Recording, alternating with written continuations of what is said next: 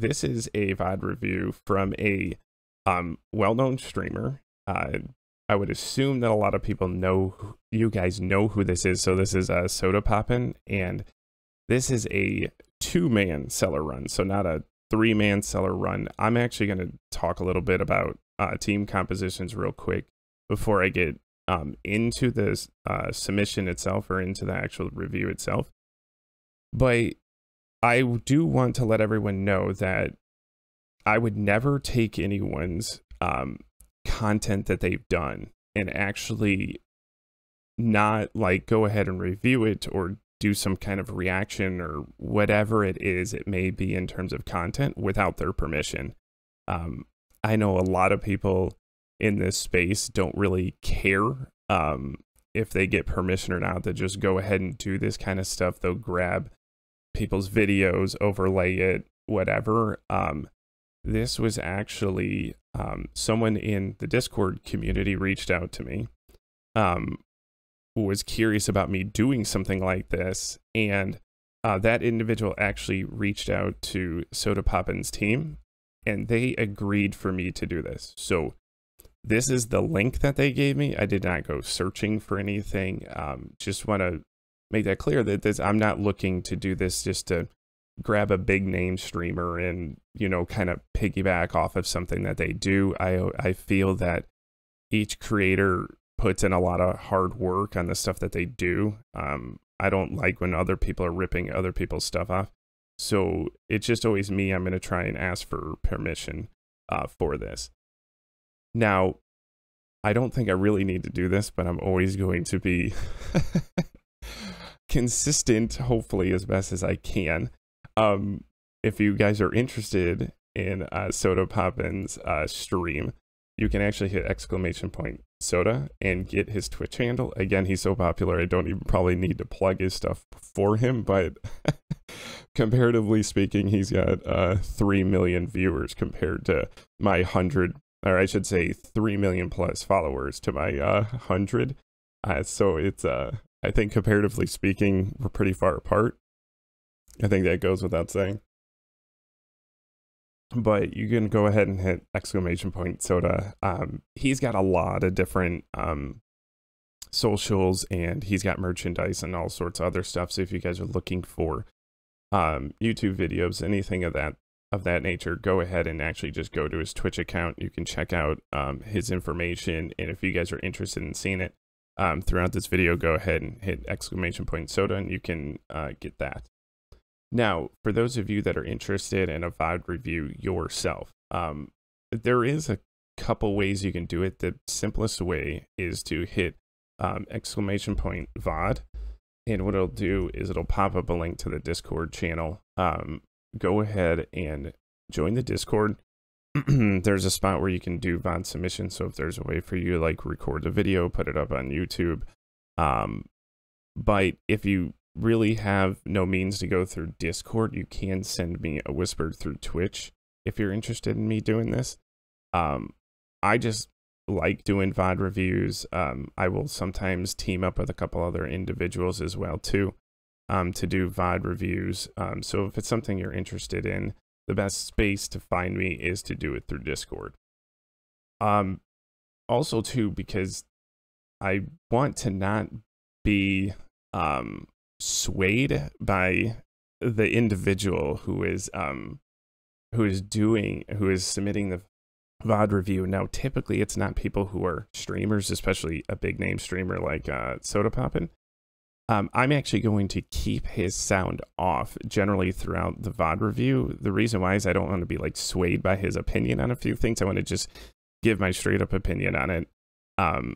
Do like just the best I can from what I'm seeing. Now, the thing is when I'm doing a solo VOD review like this, there could be a lot of like dead noise at times. So I may just turn it up just for entertainment purposes.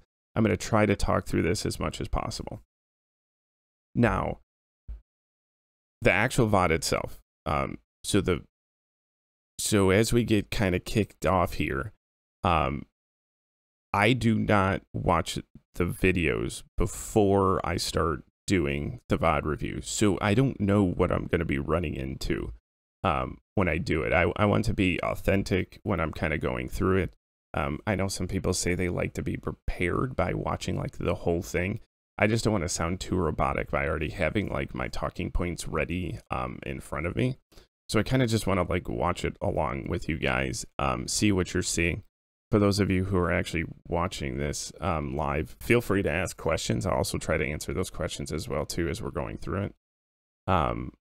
And so let's go, before we actually get into it, I do want to talk about team composition. So the only thing that I do know about it is that this is a Cellar 2-man run. So what that means is instead of having 3 heroes selected, he has decided to select 2.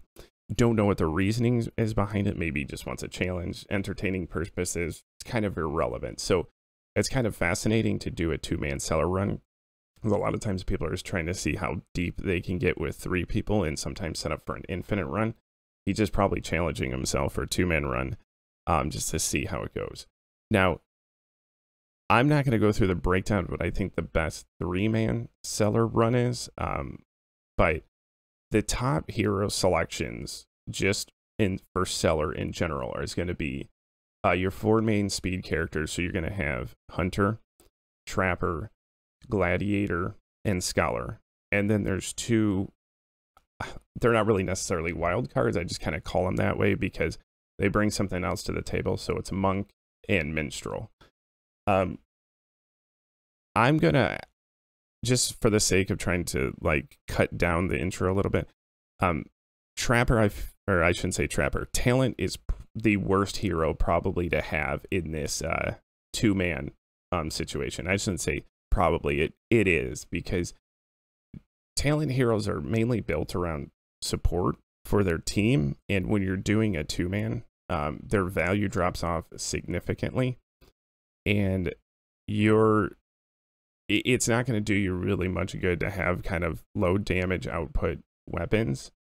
And so therefore I would put as the top 6. Now when I say the top 6, they're the better of the rest of them. But I would pretty much put Trapper and Minstrel at the bottom of the list here.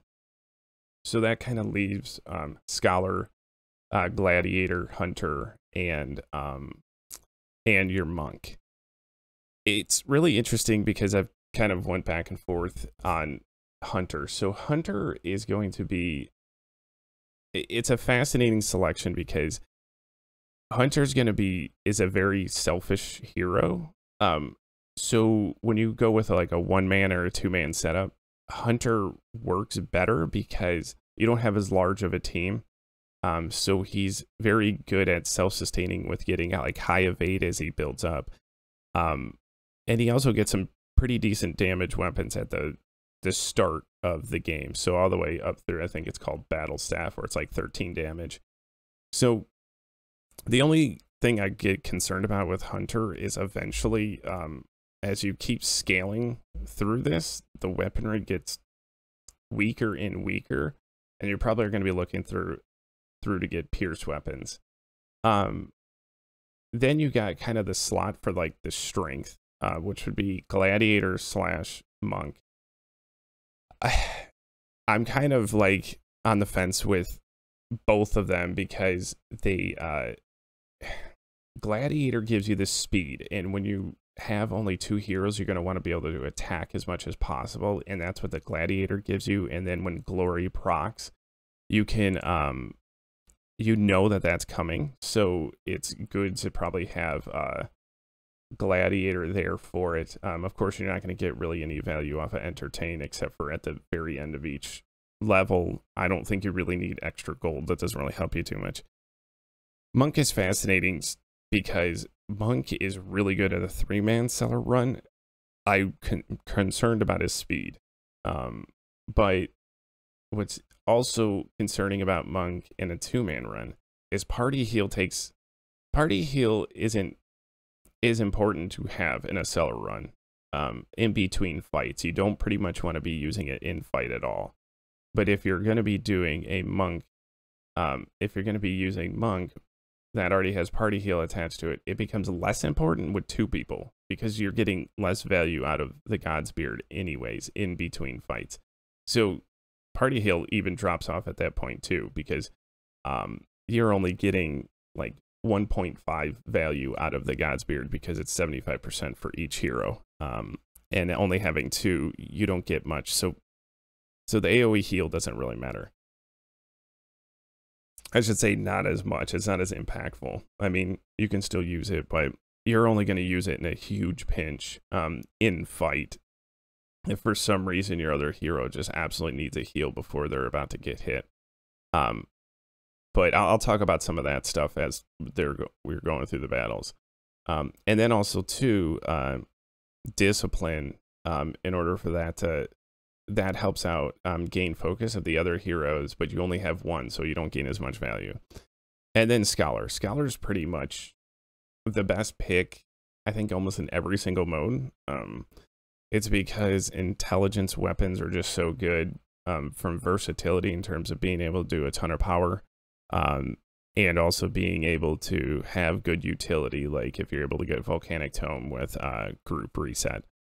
So, but they're all in the top 4. So I think a combination of like Gladiator, Scholar, Monk, and Hunter would be generally fine, with kind of Trapper, Minstrel taking a back seat because you're not going to get that much value out of them. And then the rest of the heroes just kind of drop off. I wouldn't even really consider any of the other ones. But again, this is for best case setup. Sodapoppin, people just will select whoever they want to. So whoever he does end up selecting, I'm going to kind of change and flex kind of how I'd go about like reviewing this depending on who he does end up selecting this. Also, too, what I'll try to do is like point out, like, this is why I would pick this other hero over this as we're kind of going through this. So it looks like what he's doing is just right off the start, just kind of figuring out who he's going to select for the battle. So as you can tell, for those of you who don't know this, you can just take out your heroes.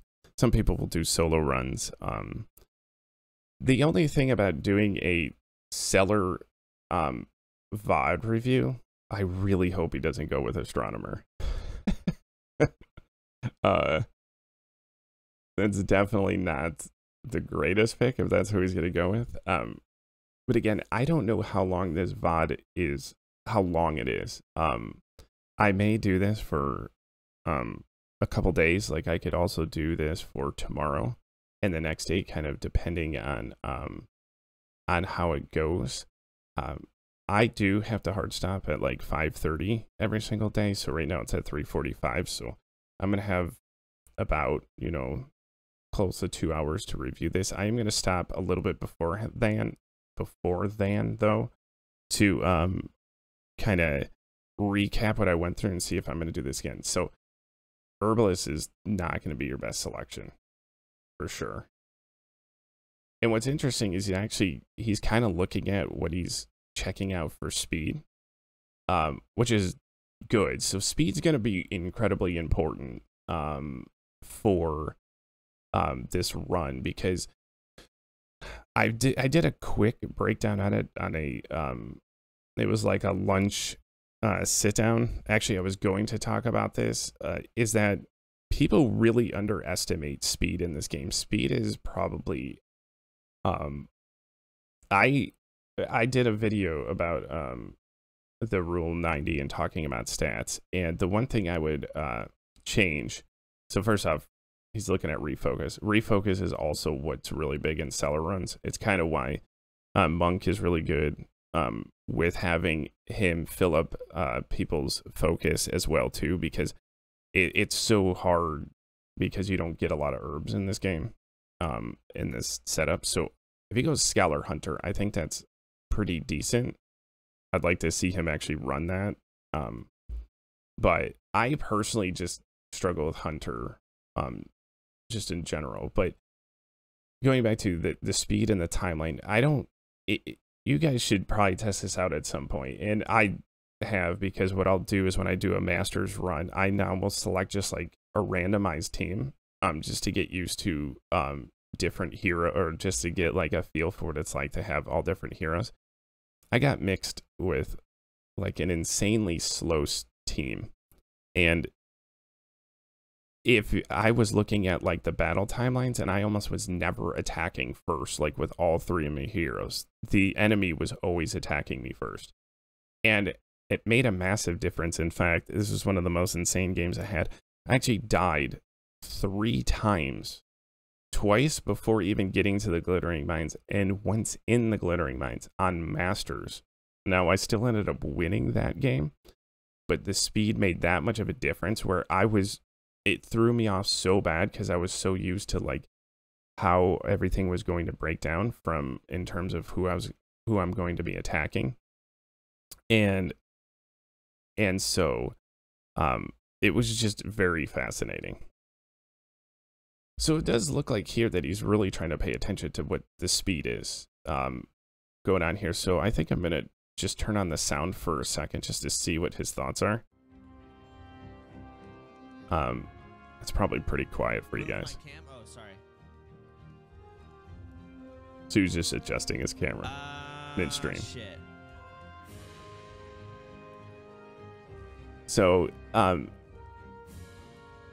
just curious to see what his thought process is. There's no way you do herbalist here. So there's no value you get out of herbalist compared to scholar. So I'm if gonna go scholar and hunter, I think.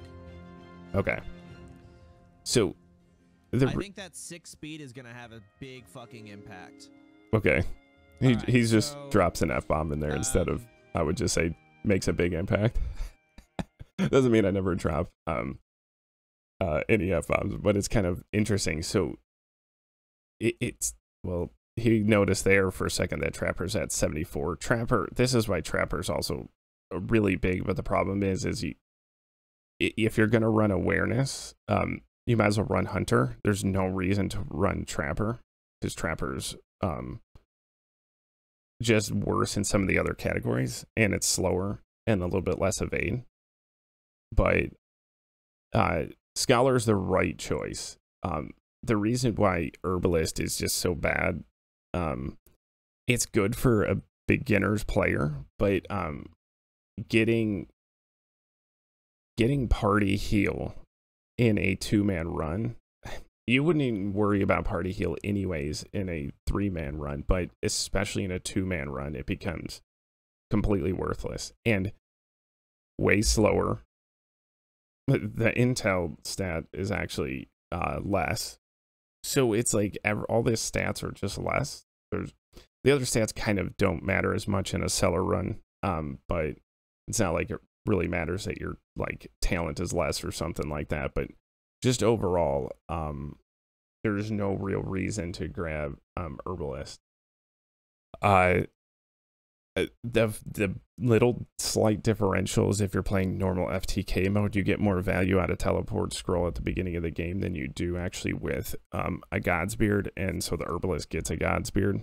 But that's not going to make that much of a difference for you in this mode, to where you're going to pick Herbalist so you can start off with a God's Beard. That's not that big of a deal.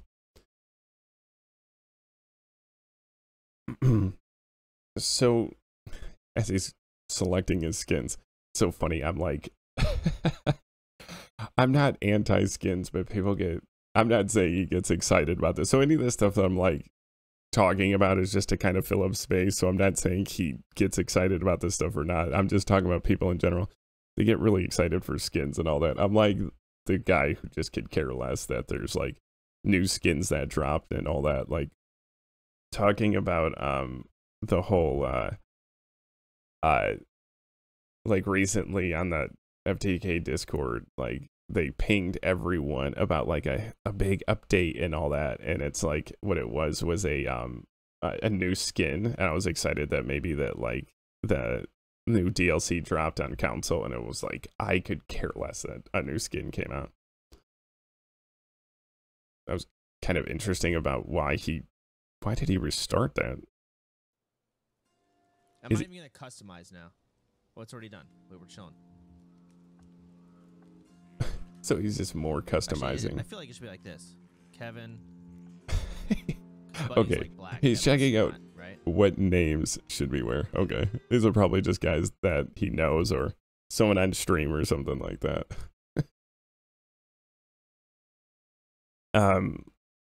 I don't really. I've been watching a little bit of just Sodapoppin just like the past couple of weeks, just because they did send this over to me. Again, I don't really have time to watch a lot of other streamers, unfortunately, just because of all the other things I have going on. But so I've just been kind of checking them out a little bit. Okay, so right off the start, I'm actually going to just pause real quick. I hate that. Well, I'll see if I can get it to pop up something else. So, jeez, these are going to keep clicking. Oh, well. The heavy sword would have been nice if you're running monk. You almost like instantly buy the heavy sword right off the start. You're pretty much looking to get weaponry right away. You're going to go with probably knotted staff instantaneously. He's buying, yeah, he's going to go ahead and just buy a bunch of herbs right at the beginning, which is the right move. The tinder pouches actually take a pretty big hit, and the short bow is the only bow that he gets select. Yes, you're pretty much buying that, and you're buying the knotted staff. You're pretty much instantly buying the knotted staff. Hey, evac graphics, how you doing today? Appreciate the follow. So like, it's really just a no-brainer picking the knotted staff. I would never buy any sponges. Again, we're gonna have ads going through this throughout because I am not subbed to Soda, so which is gonna be kind of funny. So we're gonna have ads popping up, but the interesting part is that knotted staff is going to give you the party heal that you're looking for, like throughout the Cellar run. So you already got that taken care of. That's why Herbalist becomes that worthless that fast, because the moment you buy that, it pretty much makes Herbalist obsolete. And then the awareness is the hunter is going to be the fascinating hero to watch through all this, because he's able to have high evade and he's able to be self-sustaining, but you're going to want probably a pierce type weapon, so you're able to get through and just like get underneath like any type of armor that you're going up against. The one thing I do also, I just personally would have gone with a strength hero, because to be able to get like the heavy sword, which I believe does 15 damage, is just way stronger than what the hunter is going to do. Yeah, I actually would have gone probably with the boar spear. Now that I think about it, I wouldn't have bought, I didn't even notice that at the start. I would have bought the boar spear over the short bow. People do get enamored by call shot, and it's not really going to be that fantastic. You don't want to be just like relying and hoping on that it's going to happen, that it's going to proc. But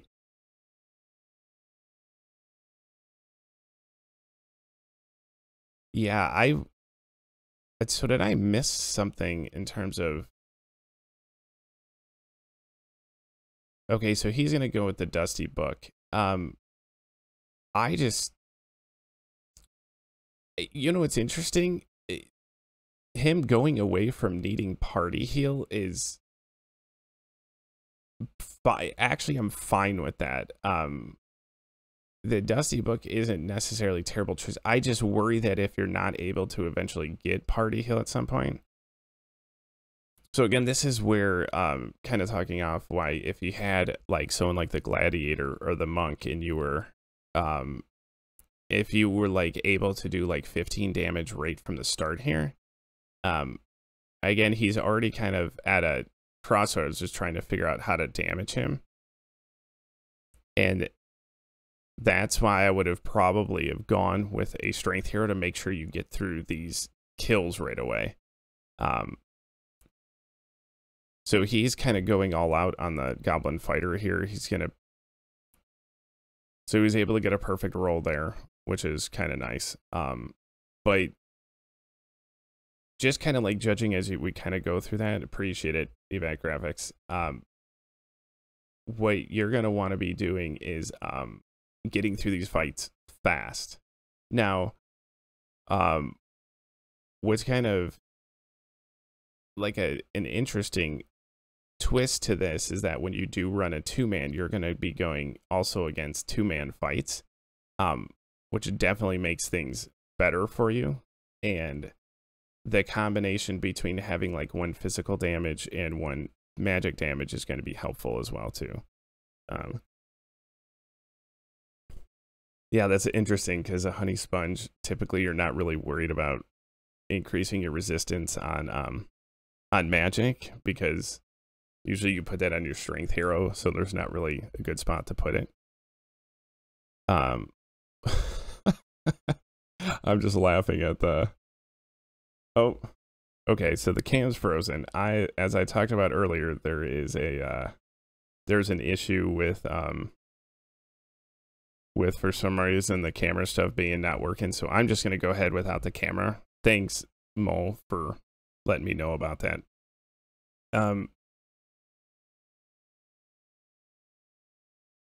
So he went ahead and used one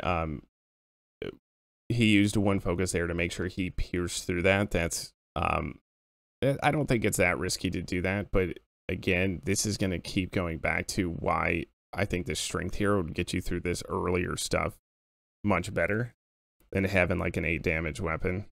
Yeah, this is, I mean, you might as well just go ahead and put it on. How you doing this morning, Mole? So far, like,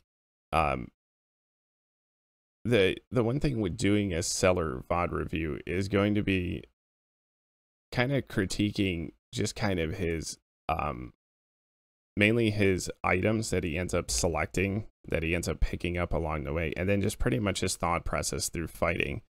Again, I'm not really worried about doing the speed down attack. You're very rarely going to be able to hit that unless you're just pouring focus into it. I would just do straight up just normal attacks. I mean, they do 9 and 10 damage. You can hope there for a called shot, but you should be able to finish it off with using oh, that's an unfortunate mischeck there. But the thing is with the Scholar too, you're going to end up getting you're going to end up getting the focus restore, and you could just go ahead and use that to make sure that you get those kills. What's going to be, again, another interesting aspect to this is to watch is how he's going to actually utilize his lives, because a lot of people get really paranoid about the lives. So the focus restore right there, this is why you should use probably 1 focus per attack, because you're able to get it back quite a bit.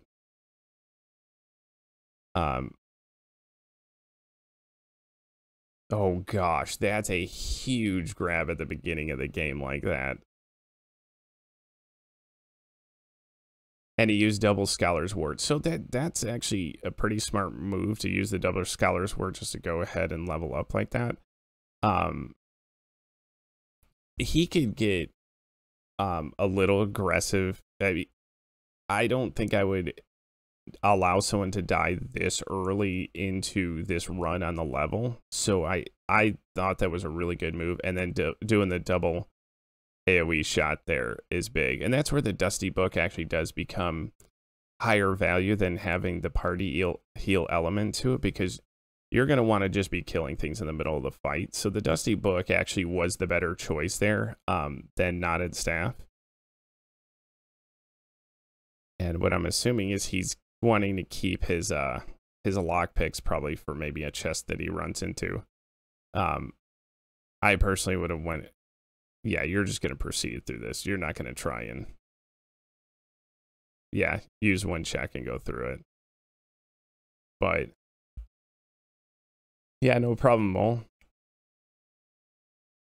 So also now, like when you go into this next fight,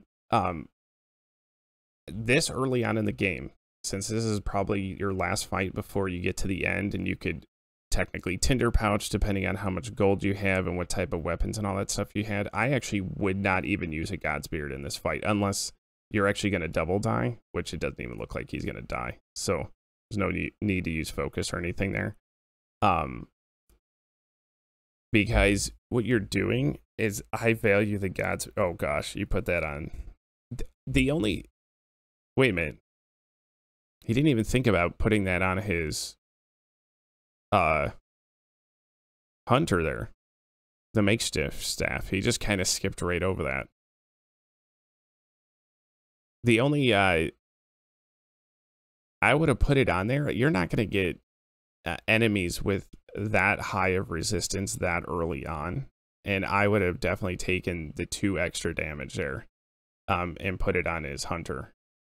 That's not really, I think, a good move. Oh, but he's gonna get the goblin bow. Okay, so the goblin bow is definitely going to be a selection for him. The Goblin Blade, I can't remember what the number is off the top of their head. I actually want to talk about hand cannon here for a second. Hand cannon, I call this the Sir Imperial Mike special. What this is, it does 12 damage, but it does it to all 3 enemies. And you would think because he doesn't have a strength hero right now, you would not run hand cannon. You actually do on the Scholar, especially early game. Through probably the first 3 levels of this, since you already have 5 focus points. What you would do is actually slap it on the Scholar, and you pretty much just use, since it's a single focus check, you pretty much click it every single time for your Scholar, and you're constantly doing a total of 36 damage. And you do that pretty much all the way through from the first 3 levels.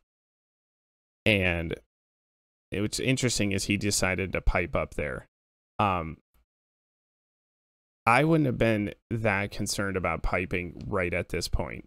I would have made sure that I would have gotten that hand cannon right off the bat and been able to blast my way through these points. Now, the one differential too with the hand cannon on a 2-man than the hand cannon on a 3-man is that because you're only going against 2 enemies, now that I think about it a little bit more, is that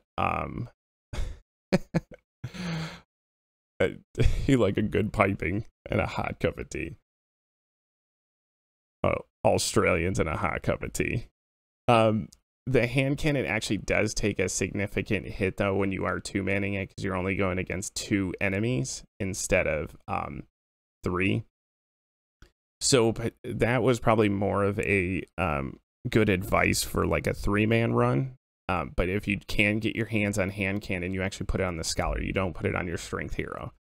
So you could have like your strength hero ends up having, you know, something like the heavy sword, which does 15 damage. And then you're able to, you have the hand cannon, which does 12 damage across the board. But that's mainly how I would break it down. Also with the pickaxe would be good for the strength hero.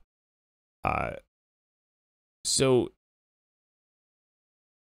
kind of his purchases early on are kind of interesting. I think I had missed, what did he purchase for around like 40? I'm going to reverse this a little bit. Oh gosh, that went really far back. That's the problem with doing slide here. So he had 52. I think, did he do a pipe on each one of them? There's really no intel weapon to buy here either. So did he double pipe? Which I don't think he did. He piped once, and then I think it bought the rest of the Godspears. But that goblin blow is just huge, because you're pretty much guaranteed being really fast. you'd be all the way up to something like 86, 87. I know it says 5, but he's got 6 speed. But depending on the other stuff that he's got on already. So I think, what does he do? Okay, he buys a couple of Godspears and then he ends up buying a pipe.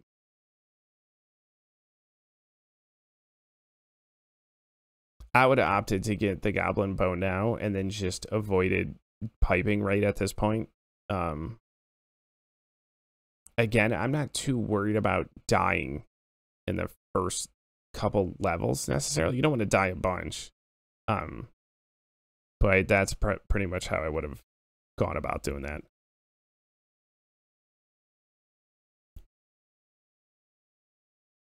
Now, what's also, yeah, there's pretty much no point in holding on to scrolls on this.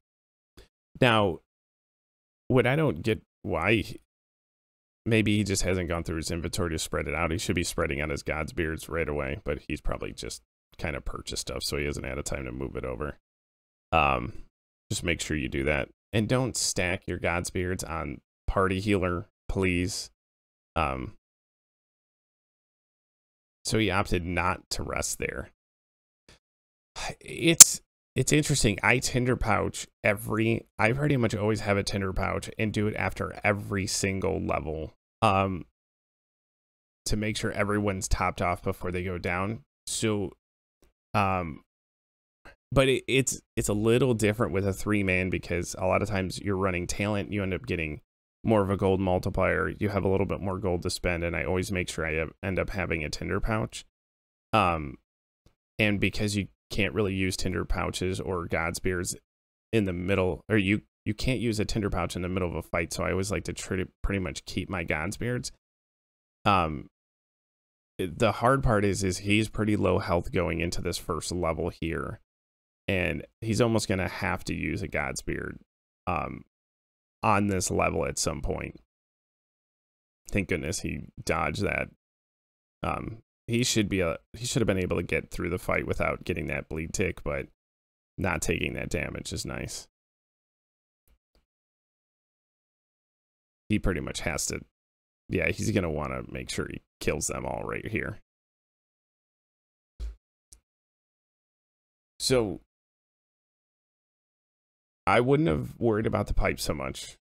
Not at this point. I still think he needs to spread out his Godsbeards a little bit, which I think he might be noticing right now. Okay. Pretty much you always want to balance everything out, but I think we always end up forgetting it for like a turn or so. Here's going to be his, you definitely identify it. Why would you not identify it? Okay, that's a huge mistake, actually. You do not want to be facing a mimic at all. He may end up running through 2 Godsbeards on this. Why would you, if you're going to keep an identify scroll and not sell it, why would you bother not using it? Because what else are you using the identify scroll for? Because there's nothing else to really use it for except for these treasure chests. Man, used a bunch of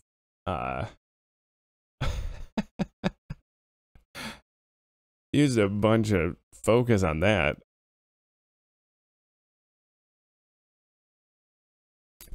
You're pretty much just going to proceed. He's just going to proceed here. There's no way you try and disarm this.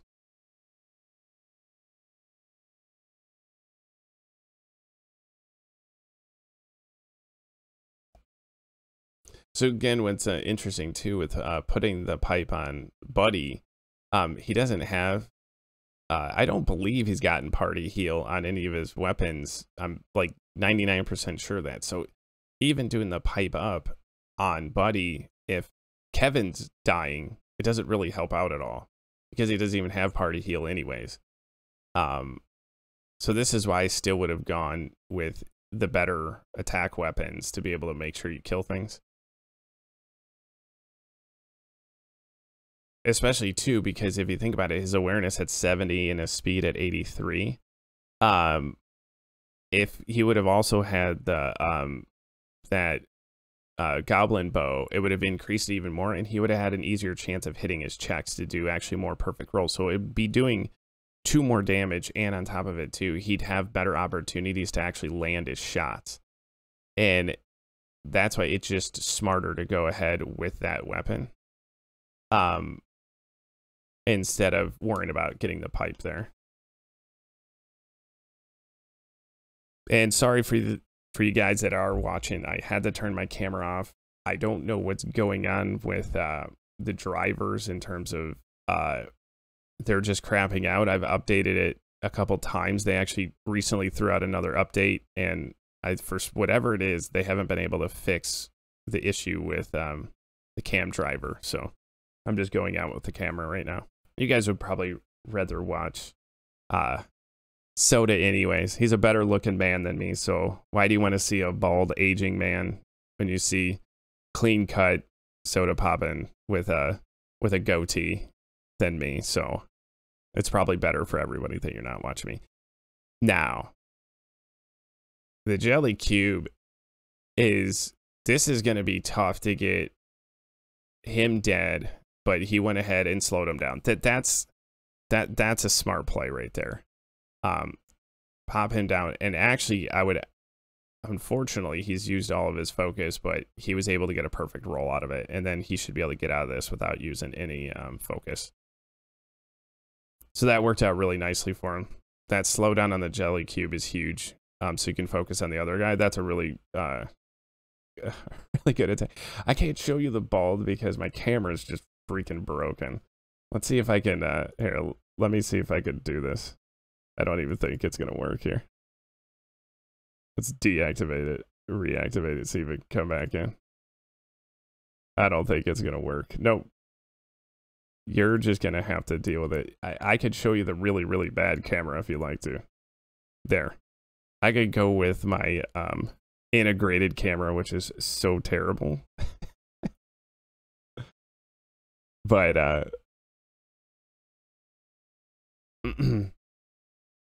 so again, he's running always when I'm looking at going at the end of a Cellar run. I'm willing to take a little bit more of a gamble of allowing for someone to die to not use a Godspear. This is, you can use life as a resource. Like, don't be scared of dying. Fine, I'll turn this back. I'll do the laptop camera. Let's see here. We'll put this back on. There we go. So you pretty much want to tribute this. You'll actually should be able to level heal. I think it's 6. Oh no, it's 12 XP. Yeah, I would still do this with the Scholar. You're right at the end here, so it's kind of irrelevant. But you can gain most of your focus off of it too. The hard part is he going to pipe at the end of this to where he wants to heal him up? So it depends on how you want to play this. I think this is a little bit of semantics. Maybe what he's going to do is he's going to Godspear with Buddy, but and hope they get some refocus out of this.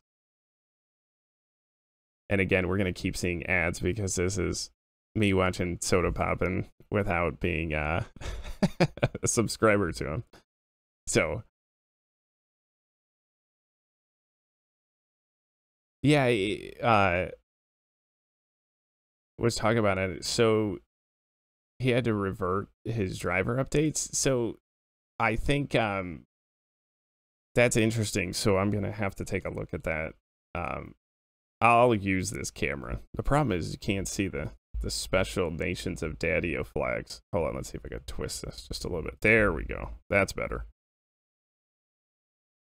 But yeah, so like the one thing that when I do the recap at the end of this, doing a Cellar VOD review it's not the most ideal VOD review because a lot of people in general aren't going to make massive mistakes. I think when it comes to fighting, I I think the big thing is just paying attention to what, oh, see, the Goblin Staff actually, again, that's almost like a must buy if you're trying to do an infinite Cellar run. So you almost instantly buy that. But because you're doing a 2-man, you're really not going to be doing like a rush tactics. I like how you're talking about the chicken taco sandwich. But like you would pretty much buy Goblin Staff right away, but to have it in your back pocket for later on to where you're trying to do a massive run. Ethereal Dagger though, that's a pretty big upgrade. So as you can tell, I keep focusing on weapons more than anything, and I'm a little surprised by how much he kind of disregards the weapons. I think he'd be getting through these fights much faster, plus getting the extra speed. Like the Ethereal Dagger is going to get him through quite a bit of this level. So once you get like the Ethereal Dagger and you would have gotten the bow on Kevin, he would have been set to go through the 3 levels, and then could have maybe focused on getting a few other things. Did he end up buying an Identify Scroll? I hope I didn't miss that. He probably just got that. But like honey sponges, all that kind of stuff, I'd almost never be buying. And tinder pouches, again, gets very interesting with a 2-man because it's not as much value. Because I almost always get a tinder pouch at the end of these runs, and I don't think I would in a 2-man. I would probably avoid it at that point. So he decided to pipe up on Kevin. That's fine. Okay, and that's why he ended up using. So he did have a plan there for doing the statue, the focus statue on Kevin for the level up, so he can get healed up that way. And then he used a God's Beard on Buddy. But again, if you're talking about trying to do a deep run, it's why I try to avoid using a God's Beard at the end of a level like that. It's why I would have rather just tinder pouched, because the God's Beard is more important for the middle of your fight. Yes, you can go infinite in Cellar. So you're pretty much putting this pitchfork on. This isn't even a thought. You should never, okay, 8 damage to 14 damage.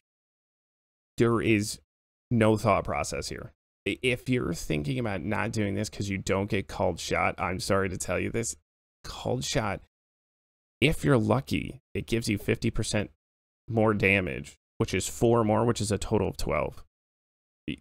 You shouldn't. Called shot is irrelevant. And on top of it too, because the damage is so much higher, and if you're going against high resistance, you're not even thinking about that.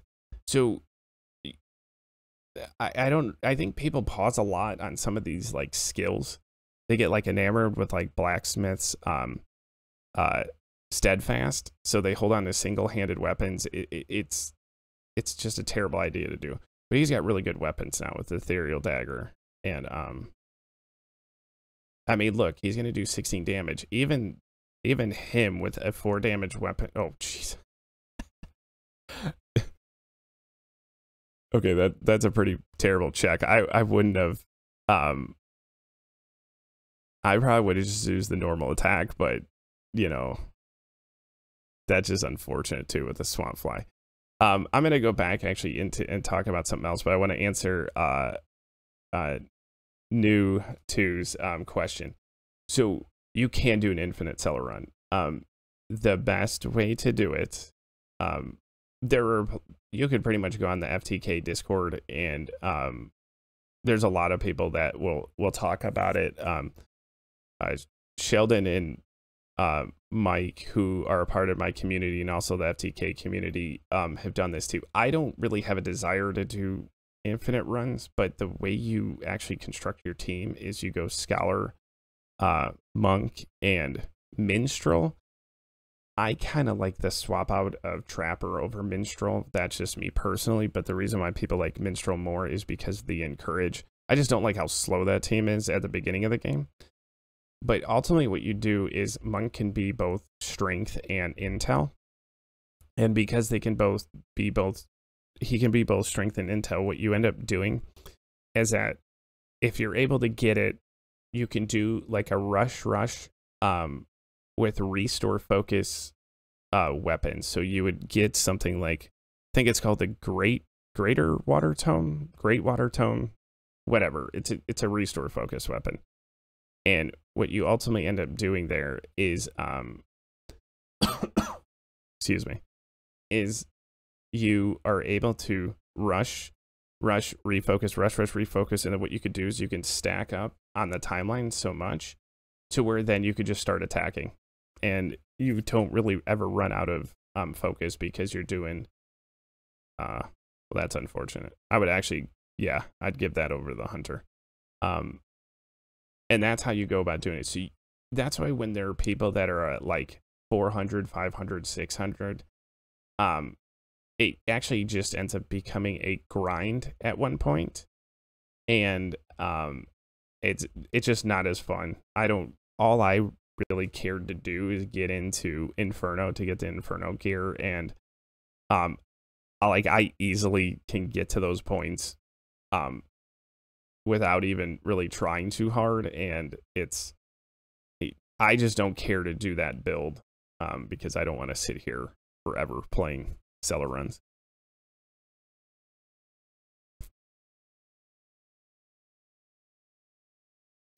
So yeah, I would have gone after the swamp fly there because he was attacking next. His guy's getting confused and wasting. Yeah, he's pretty pissed off.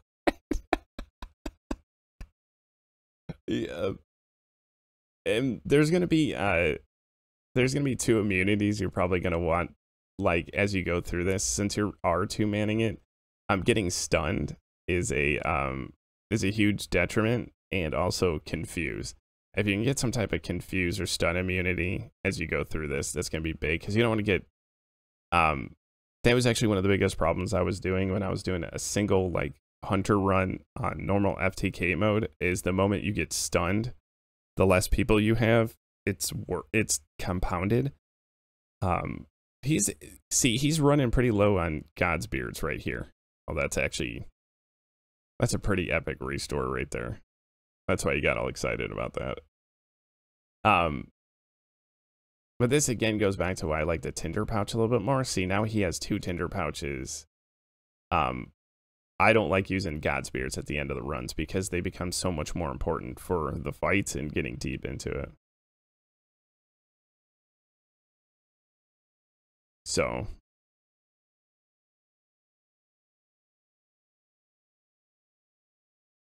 oh, he forgot to switch back. Hopefully he's not purposely meaning to use the short bow right now.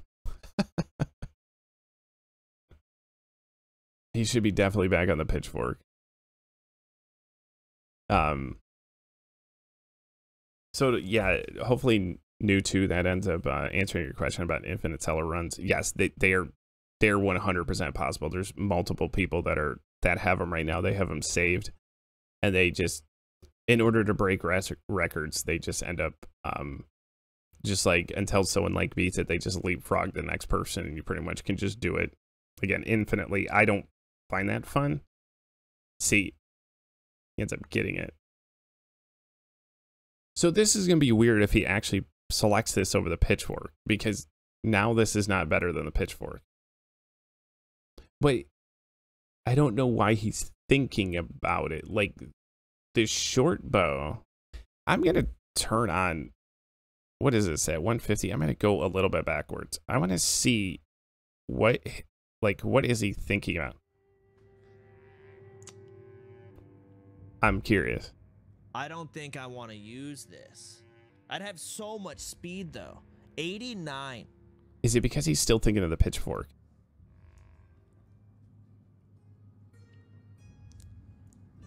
'89 speed is what I'd have. And that's why I would have gotten it earlier. Bitch. And you get crit chance. I don't think so. I think the pin down is too strong. No, it's just a fucking not this play, man. Not this early in the game. Ambush as well. What the fuck does elite ambush doesn't matter here? That is true. Lead ambush is irrelevant. And now I get another commercial. It's fascinating because he's valuing the pin down over the extra speed and the crit chance. He's trying to use Hunter as a utility hero, and that's, you aren't worried about utility this early. You're just worried about killing things fast. You don't want to be messing around with using a bunch of extra focus just to slow someone down. It's like, slowdown is a powerful ability, but killing something quickly is way more powerful than slowing them down.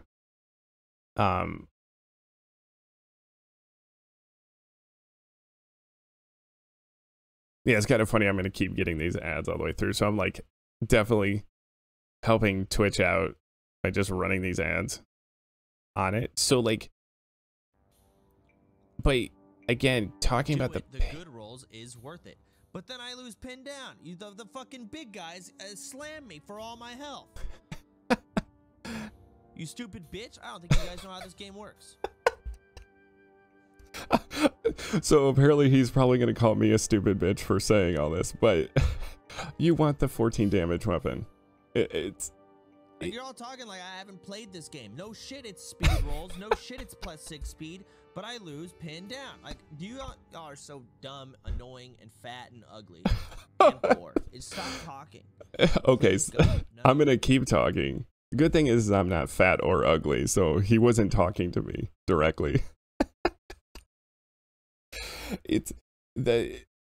If he's worried about one particular hero, which is a high HP like damage output guy, and he's just saving that ability for that, you're gonna save way more in Godspears by killing everything else quicker. And then when you run up against that one guy, he's usually slow enough if you have two really good high damage weapons where you'd kill him anyways with 14 damage. It's a big mistake to not be running Pitchfork in that instance. Now he is using the Goblin bow, but I would be selecting Pitchfork. The Pitchfork is just, so out of all the things that you're doing in Cellar, it's going to be how do you go about your battles and who you're killing, and then it's going to be about your weapon selections and what you end up buying. See, he's already down to 2 Godspears heading into this.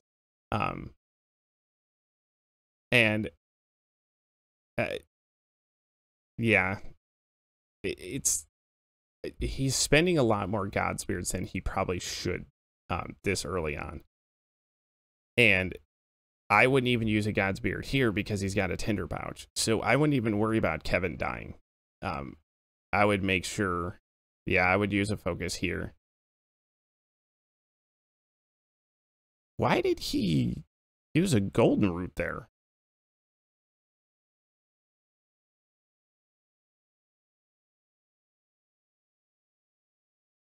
That's interesting. I don't get why he used a golden root there. Now,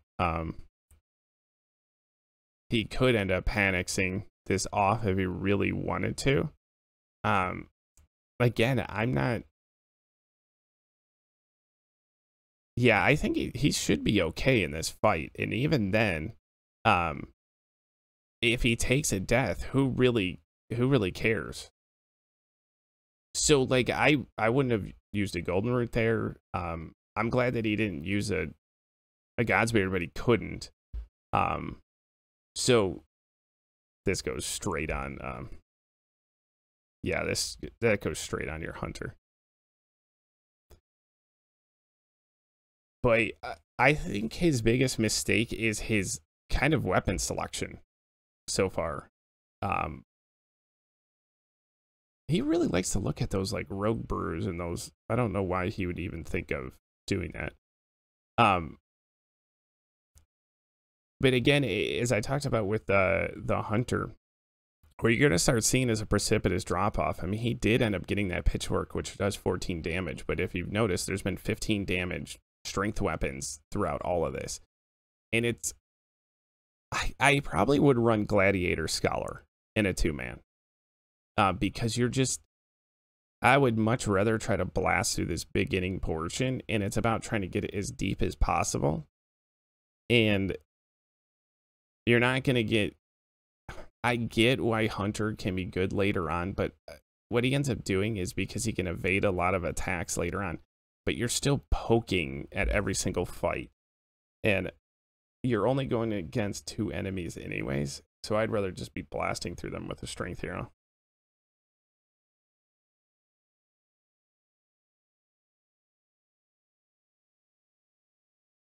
Yeah, I didn't quite understand that. I didn't. Oh, did he end up buying a Rogue's Brew? See, why? I would never be buying any of those candies, Rogue's Brews, or anything. You're gonna need herbs way more than that. You're gonna want golden roots. I'd even buy meads for extra damage when you absolutely need them. I would not be spending 33.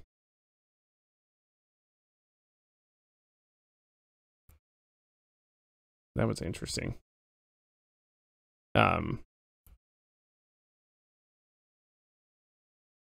But yeah, so he ended up using a tinder pouch here.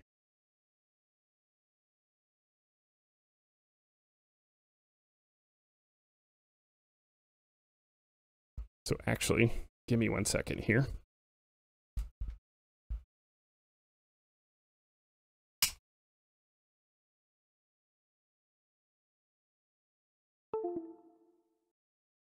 Sorry, I had to check on something real quick. I ended up getting a work email there at 4:30 in the morning.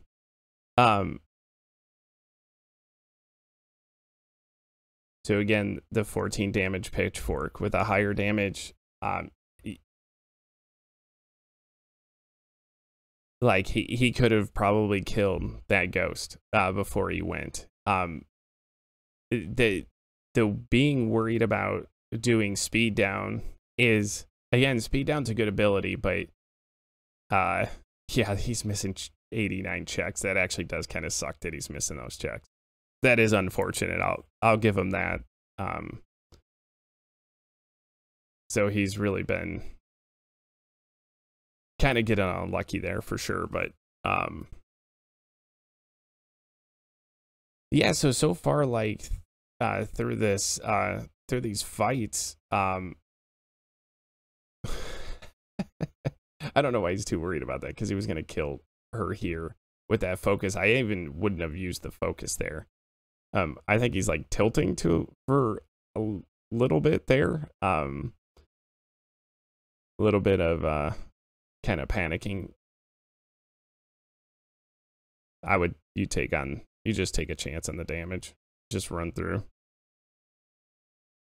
And then he ends up leveling up. Yeah, that's exactly what you would do there. And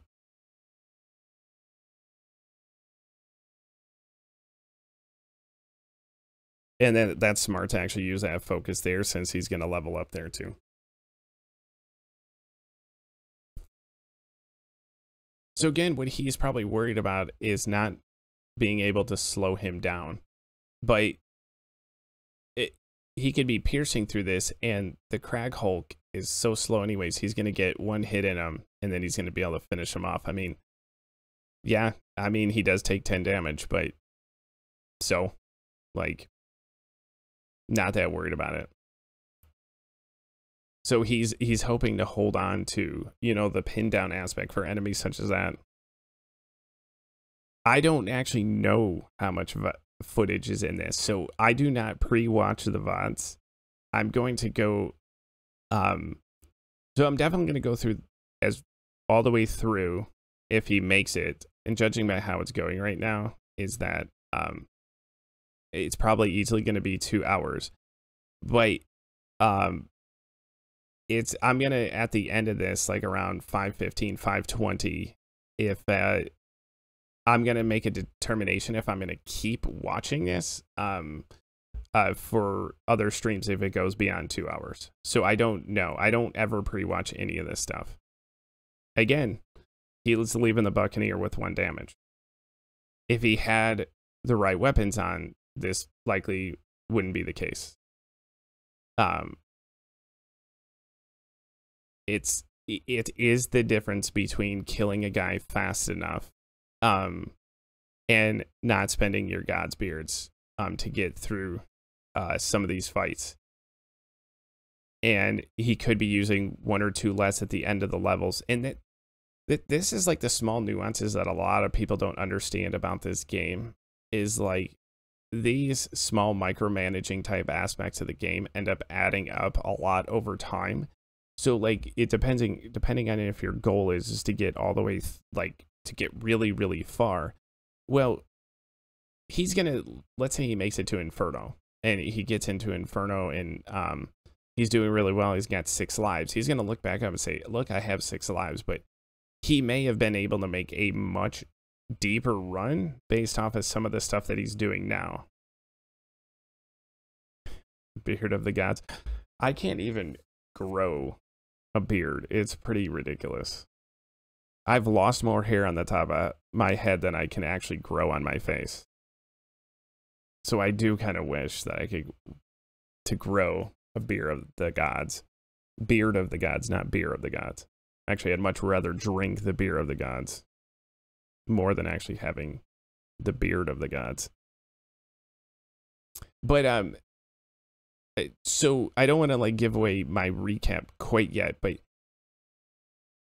Cellar runs are, I don't think usually battles are what are people's downfalls when it comes to this game. A lot of it has to do with overall, like, overworld pathing. And also it looks like buying the proper equipment. And it seems like he is not selecting the proper equipment to help him through fights. But it's, I don't know if like how he, again, now the Hobgoblin's a little bit different story, so it's very easy for me to say if he had the pitchfork, he would have had to have pierced him to make sure that he would have killed the Hobgoblin. But again, he's leaving the Hobgoblin with 1.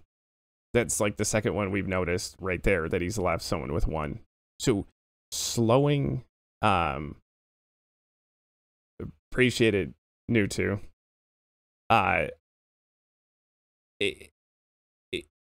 that's the kind of that's the whole issue with this, is if you aren't killing things fast enough, it is kind of irrelevant if your speed so that's where Party Heal could have been good in that one instance. Oh gosh, Nancy Tambura, I talk about the talent hero not having the greatest weapons, but you pretty much, would you want to run that over the Ethereal Dagger right now at 15 damage? I don't think so, because you're always going to get Pierce. But he's still staring at that pitchfork and not wanting to use it. But ultimately, this is what you're going to see with the problem with Hunter. As you keep getting deeper, again, you had a 14 damage weapon, but the weapons are going to get weaker and weaker. And this is why, like, Hunter's very good. Now I'm kind of switching between modes. Like when you play FTK mode, Hunter's very good at kind of the beginning of the game, but as you keep progressing, yes, his high evade goes up, and which makes him like harder to hit, but over time he just doesn't really have the greatest weapons. And if your goal is to do a deep run, which is why else would you be playing Cellar? Like, he's going to be good to get you through the beginning, but it's going to struggle more and more. And again, so he's so worried about pinned down, and he didn't even get it with using 1 focus point. So, and then he only does 3 damage, and he's putting all of the pressure on his Scholar to do all the damage. And that's why you really shouldn't be worried about pin down. You just want to kill things. You do the ultimate pin down when something's dead. If I wrestle Mole to the ground and hold his hands behind his back with all my energy, or if I just put a spear through his neck and kill him, I don't have to use any more energy to pin him down. He's just dead. He's not really worried about the bleed tick there.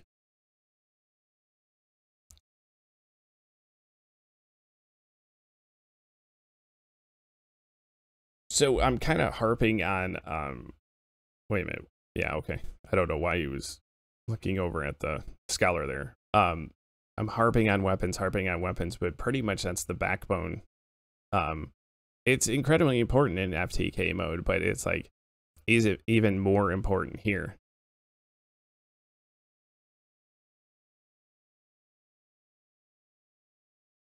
So the water wand, depending on what else he's looking to purchase here, I'm trying to see if there's anything else. But the goblin knife, if I'm not mistaken, the goblin knife would be pretty good, I think, for Hunter, but I don't remember what those numbers are off the top of my head. Hopefully he hovers over that. Iron foil hat's actually a pretty good hat too, to be able to avoid any type of confusion. That's going to be important. The goblin knife does 11.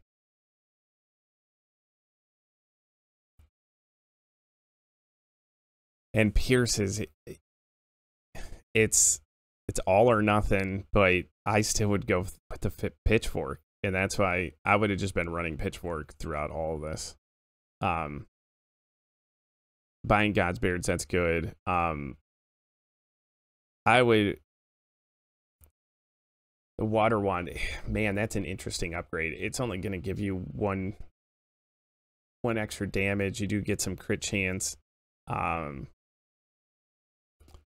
I'd be on the fence on that one, to where maybe it does make more sense to like upgrade maybe some type of equipment or something like that. And again, the tinder pouches, I'm not against doing that. I probably wouldn't have bought it here since he already had one. I probably would have bought one further on down the road. And I probably would have saved some of my gold there, to be honest with you, and had more of it ready for the next level, depending on what they have down there. So I don't necessarily spend all my gold every single time. If I don't find anything to be a really big upgrade, which there wasn't really much of a big upgrade there.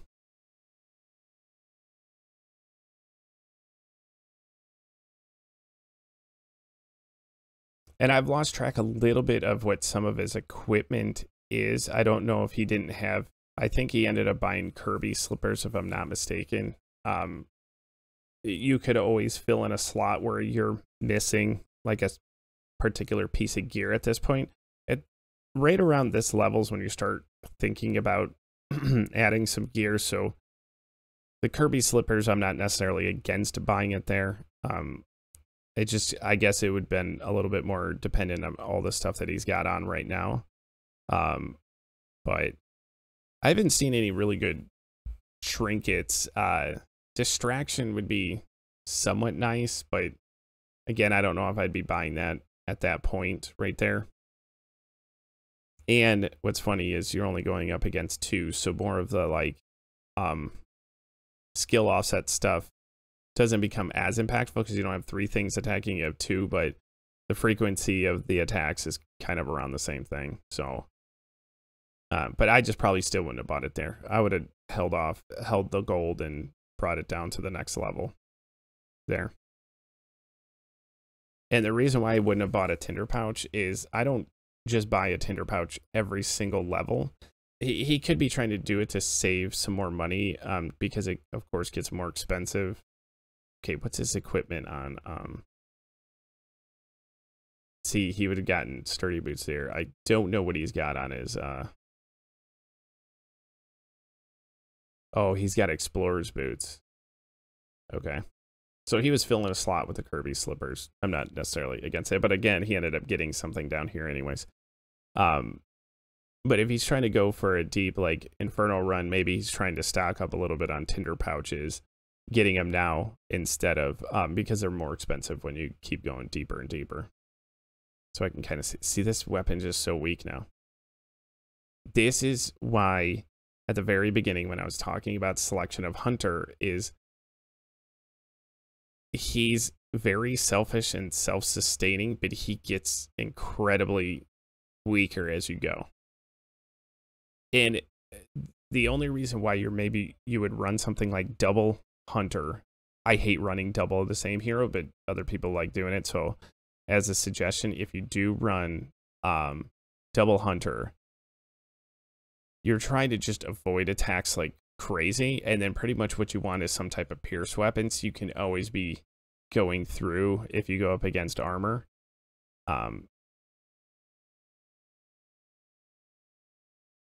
Oh, and talking about the hand cannon way back, the hand cannon does become kind of it's not going to become as impactful when you get down into level 4 and 5, because if you see these guys have like 8 armor with 35 HP, doing 12 just kind of spread damage isn't really good. You're going to want to be focusing heroes down at that point. It's very good for the first 3 levels though. He is getting really bad checks too. I have to admit, he's getting unlucky with that Hunter like crazy. But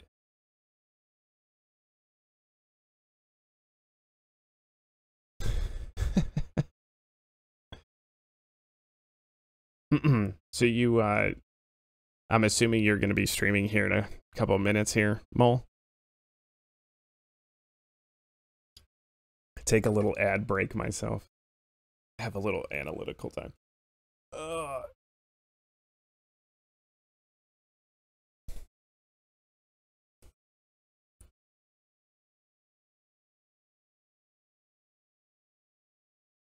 So as you can tell, I haven't really been critiquing much of some of his selection and some of his focus use is a little off at times. I think in general though, his attacking concepts are okay. I don't really. I think he's just made some poor selections here and there, but it's. Oh my gosh, how many times is he gonna miss with that? I could tell his face right now, like he's just like. It's. That's pretty bad. I still found it funny that he didn't use that identify scroll on the one chest there.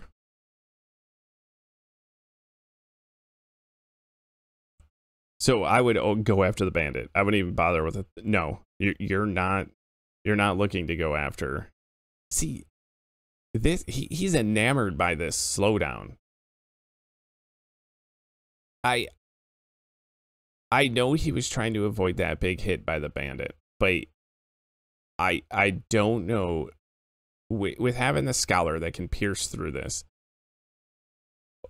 Now this selection is interesting of why he's deciding to go against the Thunderhawk. See, I would have done the damage to the bandit. I would have pierced through the bandit, and then he probably would have been dead already. And the Thunderhawk is kind of risky because you have to get a perfect roll. I think this is one of the first times I don't think he's had the right selection here, but he still keeps trying to do that. The percentage of actually doing that perfect there is something like what, like 64%.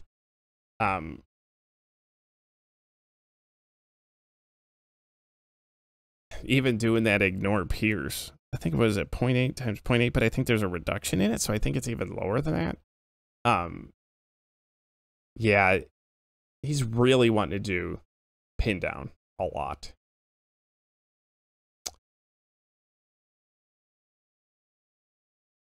Ooh.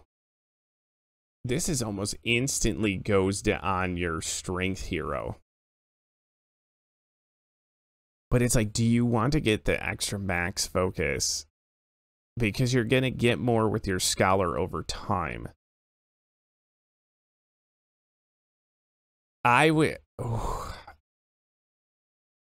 probably err on the side of doing the hunter, but you'll probably get more value out of it with intel. I mean, that's like a no-brainer if you're running like gladiator or something. You just put it right on the gladiator or monk and you just be done with it. But I still don't think you get a lot of value with hunter further on down, but I think he needs the extra focus to be able to land some of the stuff he's trying to do. So I would have selected a hunter there too.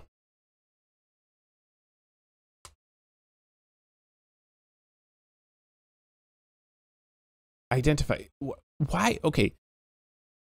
What is he doing with identify scrolls? What is this craziness of not using identify scrolls? He's got 4. Like, what is he identifying with them? Is he wanting to attack mimics? This one, I actually would go with fishing coat. You already got that extra max focus. I'd rather just build them for evasion at this point. Why would you buy Rogue's Brews and then not put on the fishing coat?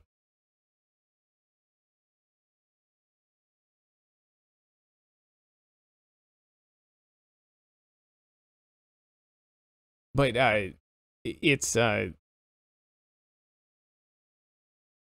now I forgot about what I was ranting about right before that. Oh yeah, the identify scrolls. There is nothing else you do with identify scrolls. There's nothing on the overworld that you would be doing with that. You pretty much want to avoid mimics at all costs because it'll absolutely crush your... I thought he just made the mistake on the chest before, but he's...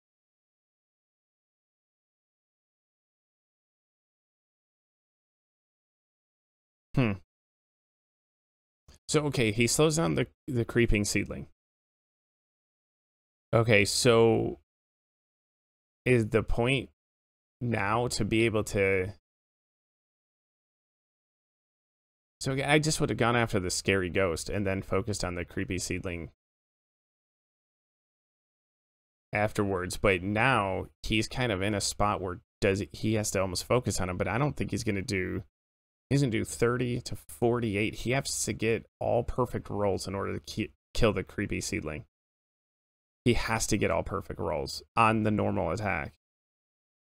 And that's almost not going to happen on the creeper seedling. So again, speeding him down didn't really gain much value for him.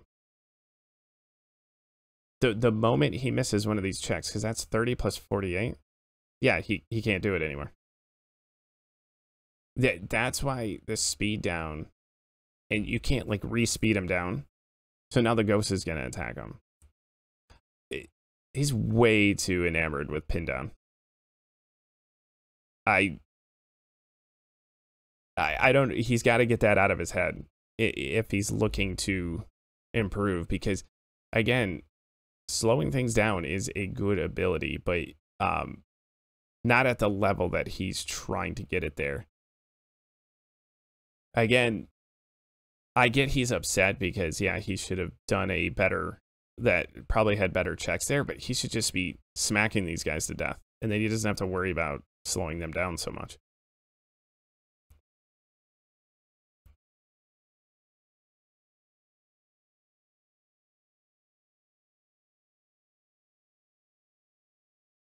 Yeah, and he'll get out of this without...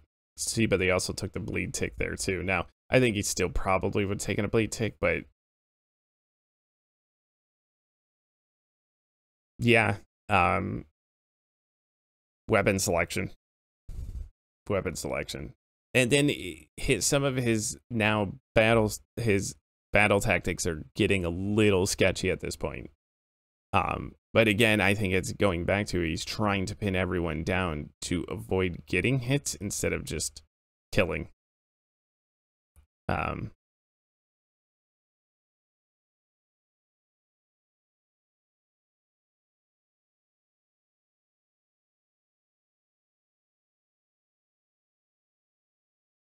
the highwayman, there's no point in attacking him. He's going to be able to leave before you can kill him.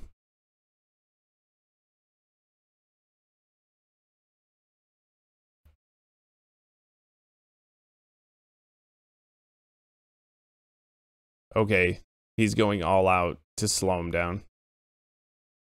All right, well, if that's the tactic he chose, but he still has to hit him. No way you're doing that attack. There's no way you're doing that attack. There's no way you're doing that attack if you're trying to get rid of the highwayman. There's no way you're doing that attack. There we go. But even if he, because if he would have missed one check, he would have still killed him. So it's yeah, for sure. That was the right choice in the attack. So the slowdown worked there, but again, he's pouring a lot of focus into it to be able to do it.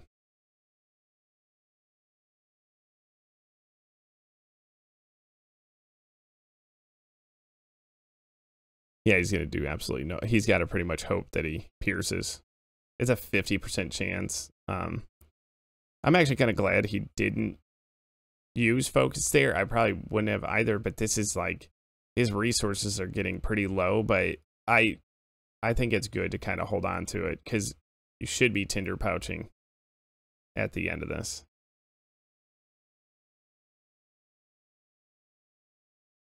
Yeah, fine distance and all that is kind of irrelevant.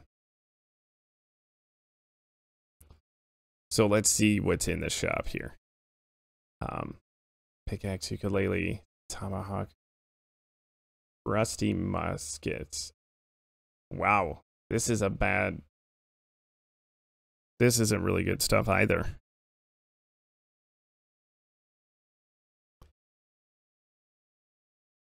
So the rusty musket, because he has decided so much to avoid the pitchfork, and he's using something that's 10 damage.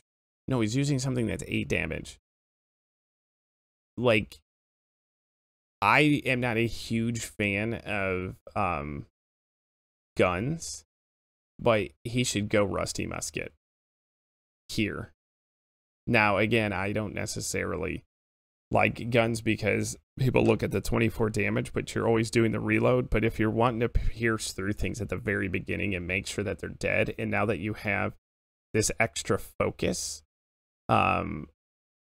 because you have this extra focus now to be able to just make sure that you land those shots, I would go to the rusty musket now with his hunter. So I would do that and probably upgrade some equipment. Of course, get some more herbs.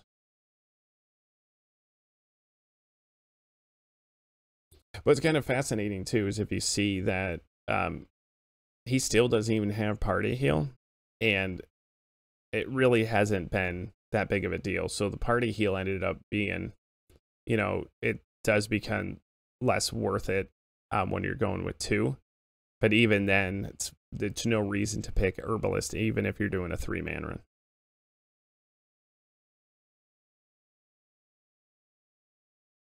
So I think he decided to pipe up once.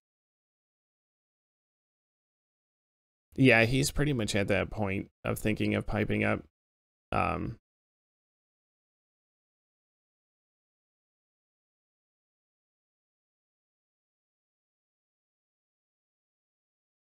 So he must be something in particular. Swamp boots is actually pretty good boots too. The extra speed's really nice. I would definitely want those over the Kirby slippers. Okay,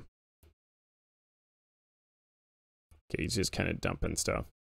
He does have enough to actually get the rusty musket now to upgrade his weapon.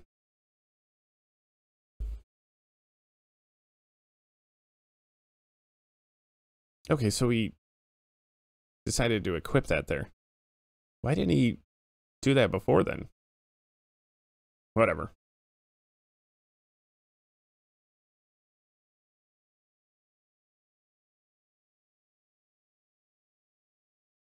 Yeah, there's no other... Yeah, there's pretty much nothing else there I would probably buy.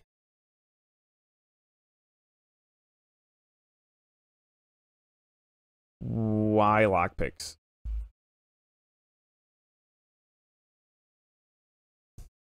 Now I wish I could just ask the man the question, like, is there something I'm missing with lockpicks? Because I've never thought of buying lockpicks before.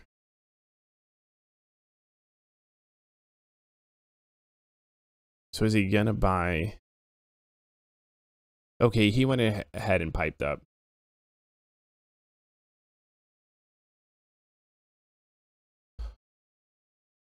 And so, yeah, that's... So piping up there is... I like the move to pipe up there.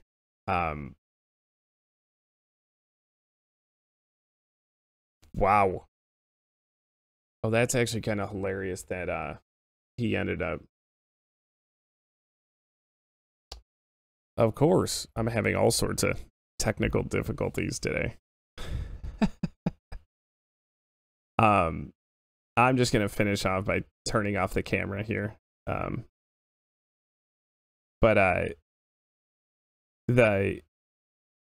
He's pretty much gonna put that orb on.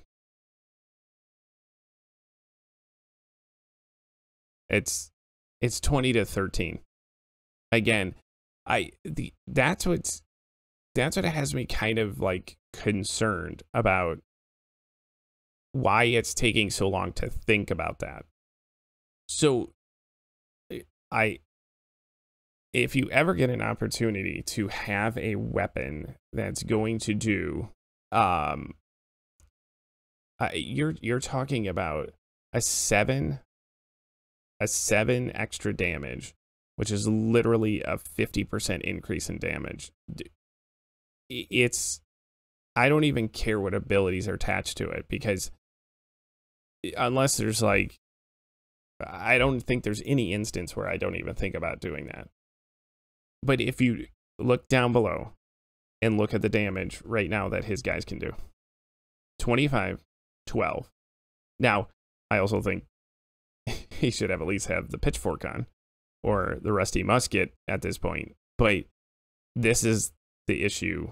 Yeah, his hunter is pretty much irrelevant in these fights. Now he almost has to speed down because he's not even going to do that much damage.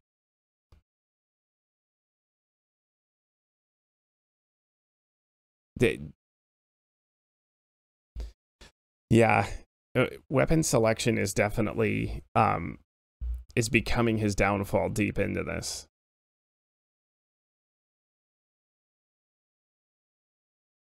Yeah, and slowing down the mage didn't even really do all that much, so he's not even going to be able to... Holy cow. See, he's putting all of his eggs in one basket with the Scholar. This is why the Scholar is the best. The Scholar is the best just character in general, because intelligence weapons are so strong. They have all sorts of abilities. He should just be killing stuff with the Scholar. Yeah, he's got a God Spirit here.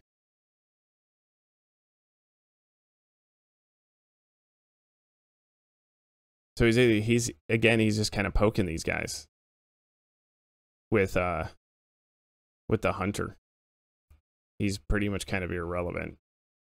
You want to kill the highwayman. No, you don't do this. You want to kill the highwayman. You want to try to mitigate as much damage coming back to you. Yeah.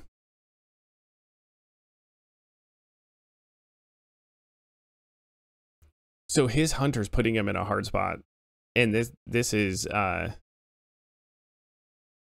this is going to become increasingly a problem as he keeps getting deeper.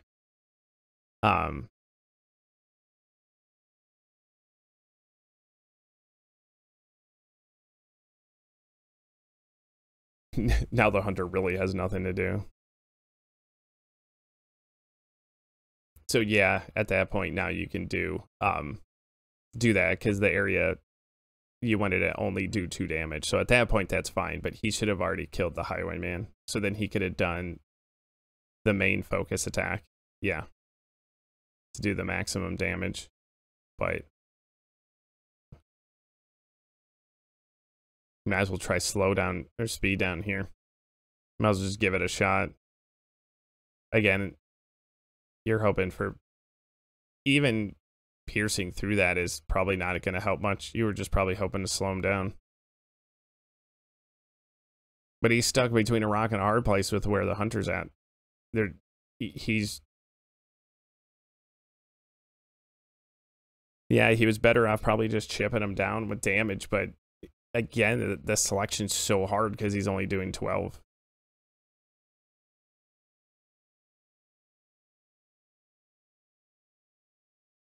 But,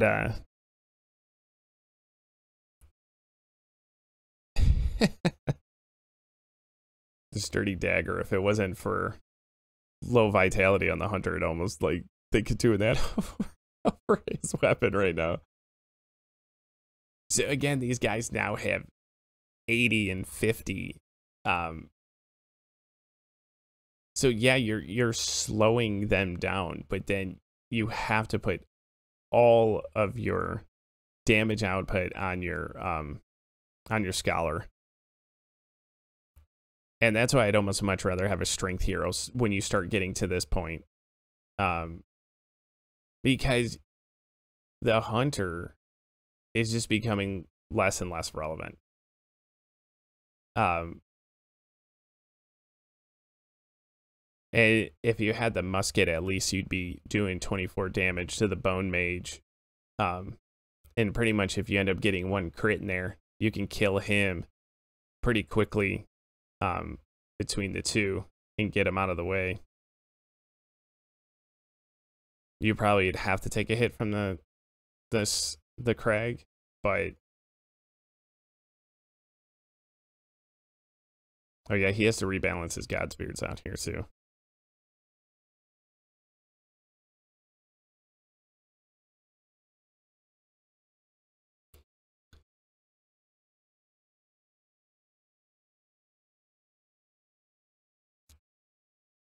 So because I'm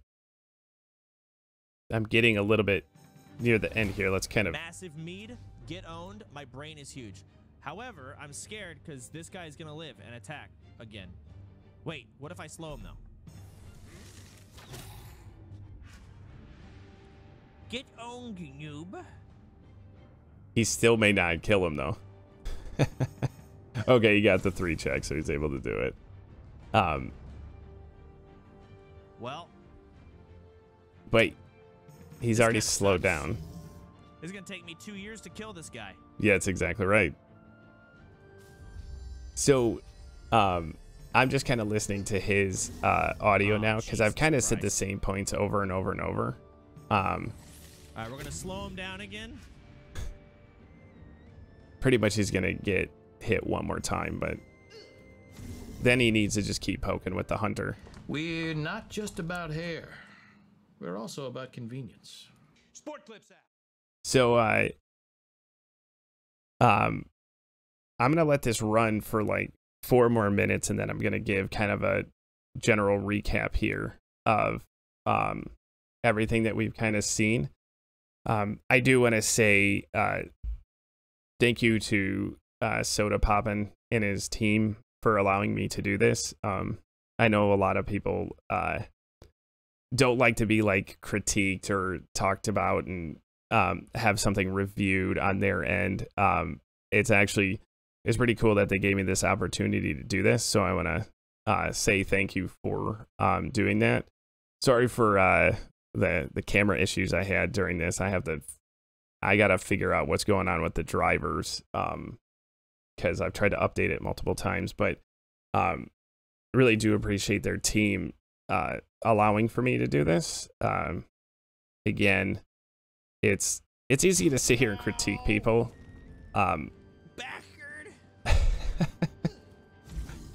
And a lot of people don't like getting critiqued, so I like to see that he's willing to allow for someone to review his gameplay, especially how big of a streamer he is and how well known he is. Okie dokie. So it was really cool for me to get an opportunity to do this. Give some Godsbeard over there. So I'm just gonna let him play out. Excellent. I'm just gonna play out the rest of this with his audio in through the rest of this level, and then I'll give kind of a recap. Thank the Lord. Yeah, slowing down the blue jelly. That's important. Let me think here. Hang on. His attack is going off. It just is. Yep. Unless I can shock him. If I shock him, it completely griefs his attack. That is true. Are you fucking kidding me, man? Oh my god. Oh god.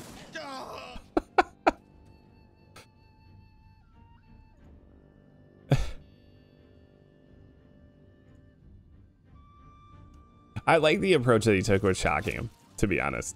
I think that's okay. So now he's got to go all out on the blue jelly now. If he's going to sell out. Like, I really want to shock, bro. Yes! All right, that griefs his reload. No, it doesn't. The fuck? Oh, shit. Can I kill the blue jelly? I don't know if I can. That's why he should have went all out on the blue jelly. He could have. No, wait a minute. No, he probably would have still been short. I don't think he had much of a choice. Only the blue jelly is going to attack here. His attack should be griefed. It should be, yes. He's correct. I'm sure he'll be shocked. I know I have the mirror. I'm aware. But he should still kill the musketeer anyways. Could the blue jelly do 23 and 28 damage? I don't think actually who he's selecting kind of is irrelevant. I think he's going to end up killing both. The musketeer's not going to hurt him, and the blue jelly is going to hurt him. He's not going to be able to stop it. I don't think it can. So I think it's kind of irrelevant what he does. I also don't want to lose my max focus. All right, Godspeed, fuck it. That's fine. Yeah. Yeah, I would probably just play it safe. I'd go after the musketeer just to get him off the timeline, but I'm running out of Godsbeard here. I think it's a little irrelevant. Let's see. Grief. Yeah. Owned. Does nothing. And you see that poison us. The problem is now because he didn't go after the musketeer, he actually may still hit him. Then. That was what we like to call stupid AF. So you may want to panic. We're gonna panax. Yes. But now the musketeer's gonna hit him again. Reload. That's so he should have focused on getting the musketeer out of there. I should stop attacking the fucking jelly. I should attack this guy. 26 plus 12. Okay, I could kill him. And he can't panic or Godsbeard. He's got to do one or the other. So do I panax or Godsbeard here? He's gonna have to Godsbeard here. If he's trying to save a life. I can only pick one. Yep. So shit. This is why, even though he was kind of paying attention to the timeline and paying attention, he lost track that the musketeer was still going to hit him. That's why I would have cleared him out earlier.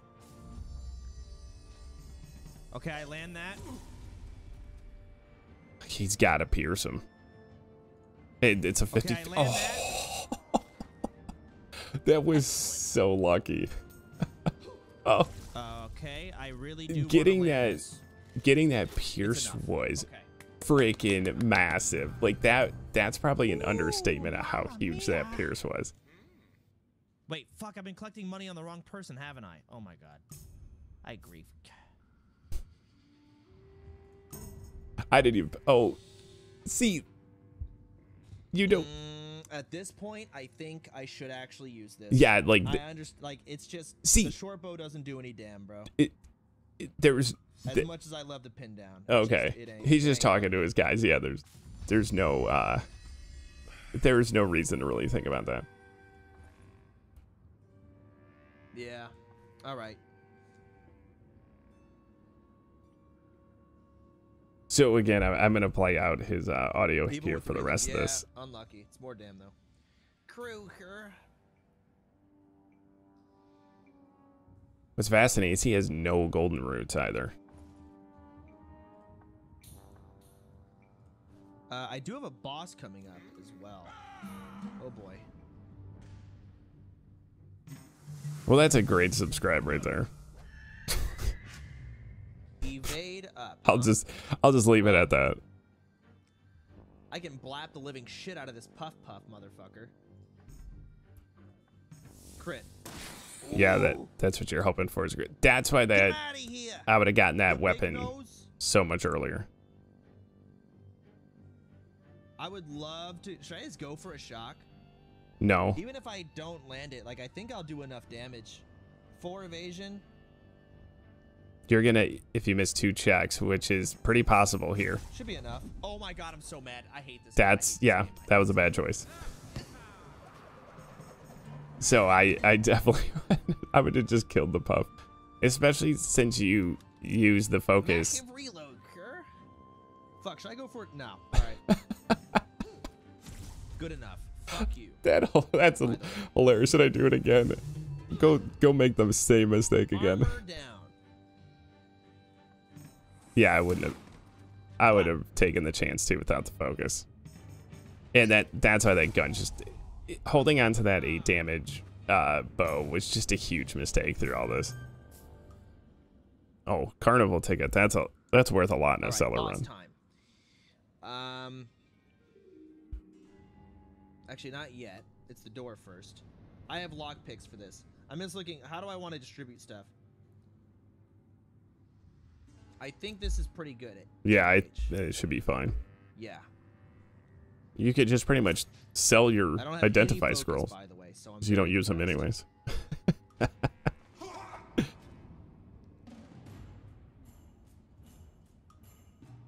Oh boy.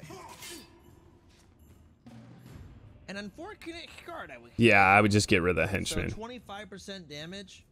That's not gonna kill him. What is 25% of 29? Would that give me 11? That's gonna give him. No, because around 30 you're gonna gain an extra like 8. I think it would give me 7. Yeah, that's close enough. So he's gonna be around the 38, 37 range. It's not gonna be enough. 36 total. He's gotta hope that he ends up critting. It's kind of worth that would put him in chance, but range easily with shock. So I'm gonna do it. Yeah. So then we're gonna shock and it's gonna kill him. I'm also gonna Shattered Mirror. Shattered Mirror's not a bad idea for this. Hopefully he ends up focusing on him. That's who we went for, huh? But he ended up dodging too. And that's where the positive is of having Hunter here. Reload. I do normal attack. I don't know. Fuck it, I'll use speed. Man, if I shot, that'd be huge. Okay. But it's not gonna happen, so let's just do damn. Excellent. Are you? Oh my gosh. I don't know what it is, but his rolls on the Hunter have just been atrocious this entire Cellar run. I have to at least. Oh boy. Like, I would be so frustrated too. Okay, attack up. That's not poggers. Now, I wouldn't be worried about. Maybe you're worried about dying. Because you don't want to go one-on-one. I might have Godsbeards there just to make sure. You have a bayonet too. You can hit for hit gimmick. Thanks for letting me know, chat. That's really big. I should have known. Yeah, I wouldn't have known. Just don't listen to chat, Soda. Just let it go. Awesome. I think he knows not to listen to them. That probably would have killed me. I'll be honest. And he should be able to pierce right through this and finish it if he hits him for the 80%. Okay. I think that's a good stopping point right there. So again, thank you, Soda and the team, for allowing me to do this. I really do appreciate it. I think I've seen enough of this VOD. To be honest with you, I would really like to see a Masters game. It's got a lot more nuance to it in terms of your pathing. Pathing is probably one of the worst things that people do, but in terms of this Cellar run, I really think the weapon selection is something that needs to be worked on. I'm not quite sure why you were so enamored with pin down. You pretty much want to try and kill things as fast as possible and kind of look at it from that standpoint. Some of the battle tactics here and there, you know, some mistakes here and there, but I also like some of the thought process as well too, deeper into the fight that you had on some of them, especially like listening to the back end of this. But I think that's generally what needs to be worked on, is pretty much like weapon selection early on, to not waste as many Godspears at these later stages, because I think you're gonna, oh gosh, Starfish Staff. So again, Starfish Staff, or I would still do Starfish Staff over Goat Wizard Staff. Those are both really, really good, but but to be honest with you, I'd probably do Walder's Wrath, because you do have a 20 damage orb already. And as much as I would want to have Starfish Staff, I think you need a really good upgrade of your awareness, and you would go with Walder's Wrath. So this is where, yeah, you do Walder's Wrath. Yes, he's already talking about it. So that's pretty much what I think needs to be worked on the most. And then when you are into the fights, just some of the, just making sure that you're getting kills instead of like hoping for like big splashy type attacks that's gonna like multi-hit things, where you're hoping that you're gonna kill the other one that was really low. You should just finish guys off. But that's gonna do it for my VOD review. Really do, again, appreciate it for those of you guys have joined. And again, to Soda, thank you so much. For those of you guys, feel free to join the Discord if you'd like a VOD review yourself. Soda or the team, I'd really like your feedback on how I did on this. You can just send me a message on Discord, just like a DM if you want to. I'd really appreciate it too. Thank you guys so much. What we're going to do here is actually raid over on to Unannounced Mole to kind of finish this day off. But you guys have a great day, and I will speak to you guys again. Take care.